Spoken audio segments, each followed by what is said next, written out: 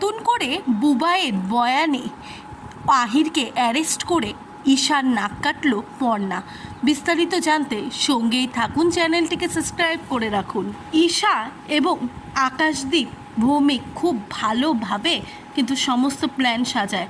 তাদের ড্রাইভারের সমস্ত দোষ বলে আহিরকে বাঁচিয়ে নিয়ে সমস্ত কিছু সমস্ত এফআইআর থেকে শুরু করে সব কিছু ক্লোজ করে দেয়। আহিরের কোনো দোষ নেই, কোর্টেও সব মামলা একেবারেই নষ্ট করে দেয়। কিন্তু পর্ণা তো থেমে থাকার মেয়ে নয়, পর্ণা কিন্তু চুপ করে থাকার মেয়েই নয়।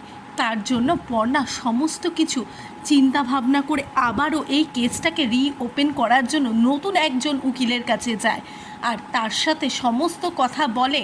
এরপরে পর্ণা ভাবে যে কী করে কি করবে। ওইদিকে এরই মধ্যে বুবাইয়ের কিন্তু জ্ঞান ফিরে আসবে আর বুবাইয়ের কাছ থেকে পর্ণা সমস্ত কিছু জানতে পারবে যে সেদিন রাতে কি হয়েছিল আর সেদিন রাতে গাড়ির থেকে কে বেরিয়েছিল।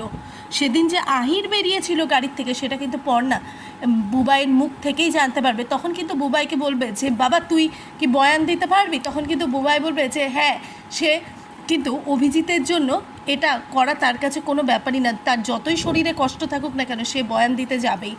এরপরে আবারও রিওপেন করে কেসটাকে নতুন উকিল ধরে আবারও কিন্তু আহিরকে টেনে নিয়ে আসে কাঠগড়ায়। আর সেখানে বুবাইয়ের বয়ানে প্রমাণিত হবে যে আহিরই আসল দোষী। কিন্তু সেদিন সেখানে উপস্থিত থাকবে ঈশা। ঈশা ভাবতে পারেনি যে পর্ণা আবারও রিওপেন করবে এই কেসটি। এরপরে কিন্তু ঈশা যতই চেষ্টা করুক না কেন, যে একেবারে চোখের সামনে এই ঘটনাটা দেখেছে তার বয়ান বুবাইয়ের বয়ানে সমস্তটাই প্রমাণ হয়ে যায়। এমনকি আহিরকে অ্যারেস্টও করে পুলিশ। বিকাশও সমস্ত কথা জাজকে জানাবে যে সে কীভাবে অন্যান্য পুলিশদের চাপে পড়ে তাকে চাকরি থেকে দূরে সরে থাকতে হয়েছে।